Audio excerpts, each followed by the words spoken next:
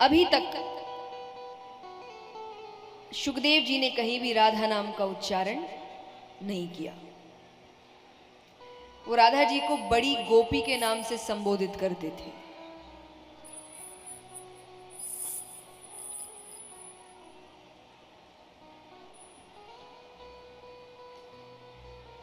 अब यहां पर भगवान 5-6 साल तक के थे, तब तक गोकुल में रहे। उसके बाद नंद बाबा, यशोदा मैया सभी वृंदावन आ गए और वृंदावन में भगवान ने करी रास लीला।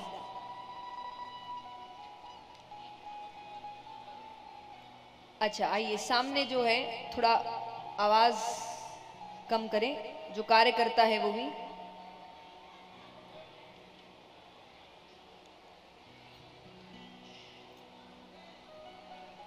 हाथों से बात करिए।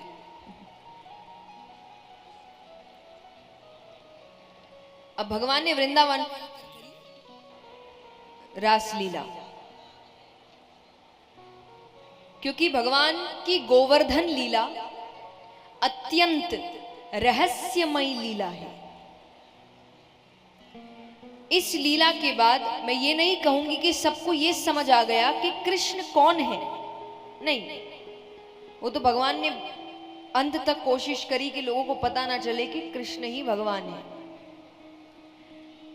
तो ये नहीं कहूंगी कि ये समझ आ गया कि वो भगवान है, पर ये समझ आ गया कि वो साधारण तो नहीं है, कुछ तो अलग है उसमें। और जब ईश्वरीय भाव आए, किसी को लेकर जब ऐसे भाव आ जाए ना कि ये व्यक्ति साधारण नहीं है, कुछ अंश है या कुछ कृपा है या कुछ तो है इसमें, तो मन में भगवत प्रेम जागता है, ईश्वरीय प्रेम जागता है, फिर वो सांसारिक प्रेम नहीं रह जाता।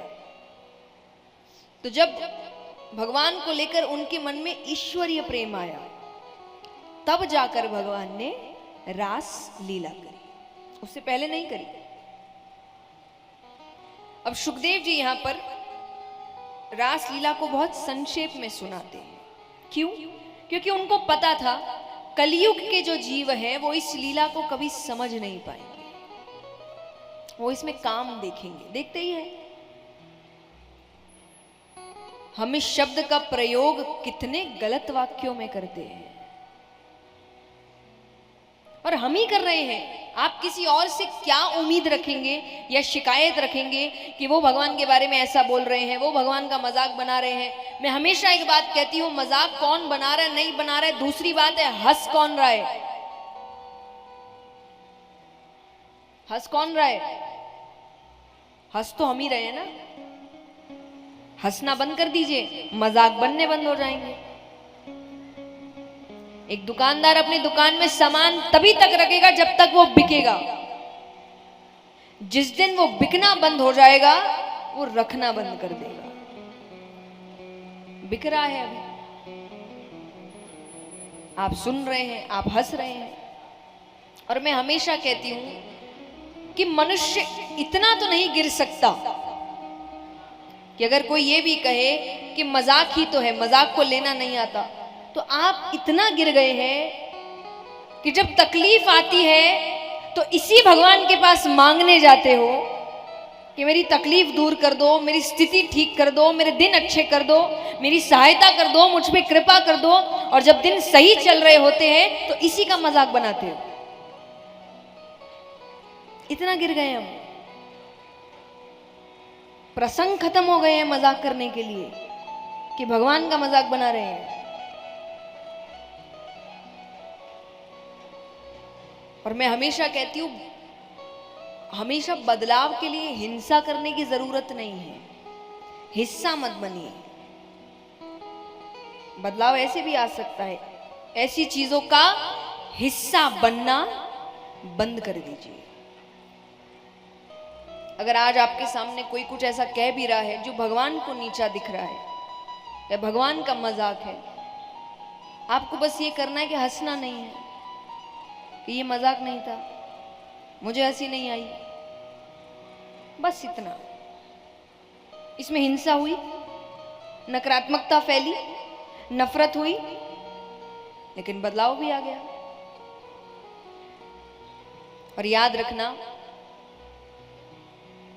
आपके भगवान, आपका देश, आपका समाज, आपकी संस्कृति, इनकी इज्जत अगर आप नहीं करेंगे तो बाहर वाला तो कतई नहीं करेगा।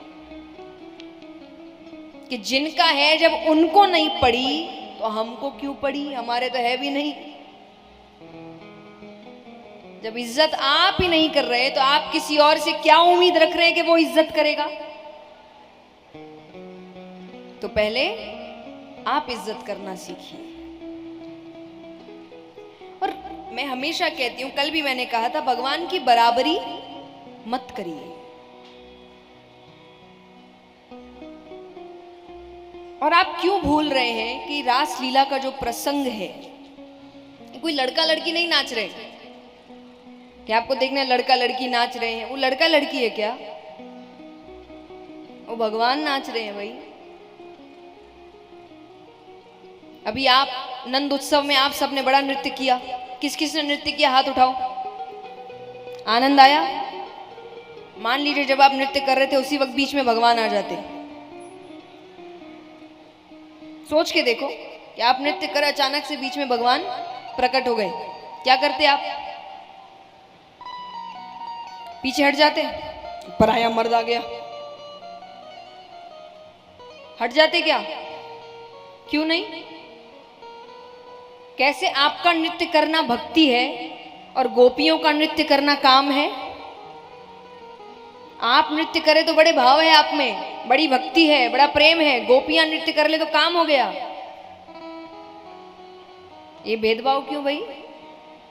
और ये बात तो पक्की है, कम से कम हमसे ज्यादा ही भाव थे उनमें, हमसे ज्यादा भक्ति थी उनमें, हमसे ज्यादा तप किया था उन्होंने, तब जाके उनको गोपियों का जन्म मिला था।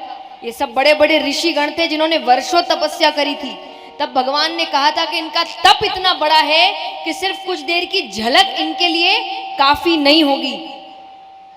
तब भगवान ने उनको दूसरा जन्म गोपियों के रूप में दिया था कि जिस तरीके से मैं तुम्हें प्राप्त होऊंगा मैं किसी को प्राप्त नहीं होऊंगा। वो तप का फल था उनके, हमने थोड़ी करे ऐसे कुछ। फिर भी हमारी भक्ति भक्ति है और उनकी भक्ति काम हो जाता है। और यहां तक जबकि इन चीजों की जरूरत नहीं है, फिर भी सुखदेव जी प्रसंग सुना रहे हैं कि कैसे वो साबित कर सके कि रास लीला में काम कहीं नहीं है। जब भगवान पहली बार रास करने जा रहे थे तो वहां कामदेव आते हैं, आकर भगवान से कहते हैं कि मुझे आपसे युद्ध करना है। युद्ध मतलब लड़ाई नहीं, कामदेव से युद्ध मतलब कामदेव अपने बाण चलाएंगे, यानी परिस्थितियां पैदा करेंगे। ऐसी परिस्थितियां करेंगे कि भगवान काम में पड़ जाएं या गोपियां काम में पड़ जाएं। अगर पड़ गए तो कामदेव जीत गया, नहीं पड़े तो भगवान जीत गए। तो उसने कहा कि मुझे आपके साथ युद्ध करना है। भगवान कहे महादेव जी ने तुम्हें भस्म किया था, भूल गए क्या? बोले वो मेरी गलती है, मैं ऐसे के पास गया जो हर वक्त समाधि में बैठता है। तो बोले कोशिश तो तुमने राम अवतार में भी की थी। बोले तब आप मर्यादा में थे। श्री राम के लिए जब लोग कहते हैं कि वो ये कर सकते थे, वो कर सकते थे, ये क्यों नहीं किया, वो क्यों नहीं किया, वो अपनी मनमानी नहीं कर सकते थे। श्री राम अपनी मनमानी, उनके अवतार का नाम क्या है? मर्यादा पुरुषोत्तम, यानी जो मर्यादाएं बनाई गई है वो उसी के अंदर रहकर काम करेंगे। और उनकी मर्यादाएं इतनी कठोर थी कि श्री राम अपनी पत्नी के अलावा हर स्त्री को या तो माता के रूप में, या तो बेटी के रूप में, या तो बहन के रूप में देखेंगे। वो इतनी मर्यादा में थी। कहते हैं ना कि मर्यादित रूप चाहिए तो श्री राम के पास जाइए, वो मर्यादा में थे। श्री राम और श्री कृष्ण में अंतर क्या है? बड़े सुंदर शब्दों में बताया गया है कि श्री राम आपको सिखाते हैं कि मर्यादा में रहते कैसे हैं, वो मर्यादा के अंदर रहे। कि श्री राम आपको सिखाते हैं कि मर्यादा में रहते कैसे हैं, और श्री कृष्ण आपको सिखाते हैं कि मर्यादा में रखते कैसे हैं।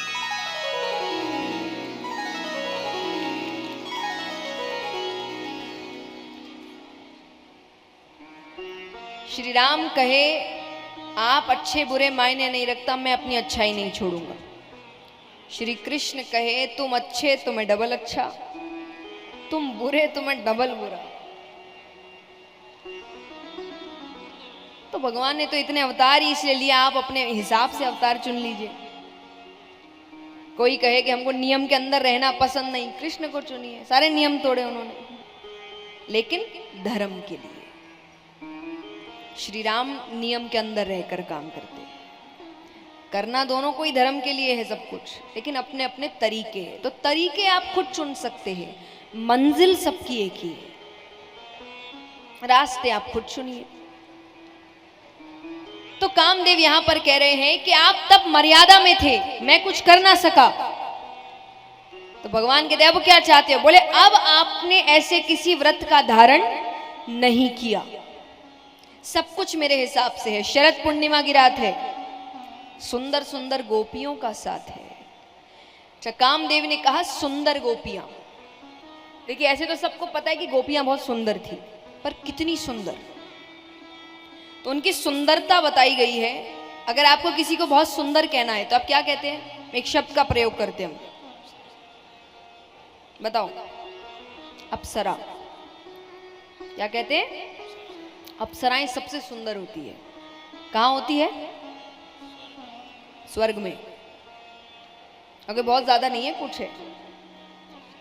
तो गोपियों की सुंदरता बताई गई है कि स्वर्ग में जितनी भी अप्सराएं हैं सबकी सुंदरता मिला दो, एक की सुंदरता नहीं, उन सबकी सुंदरता मिला दो, तब जाकर ब्रज की एक गोपी बनती है। गोपियां इतनी सुंदर थी, तो वो कहे हर चीज मेरे हिसाब से है। तब भगवान ने कहा कर लो कोशिश। उसने बहुत परिस्थितियां पैदा करी, पर एक का भी असर नहीं हुआ। उस दिन कामदेव नतमस्तक हो गए कि रास लीला में काम कहीं नहीं। और ऐसी भी देखिए,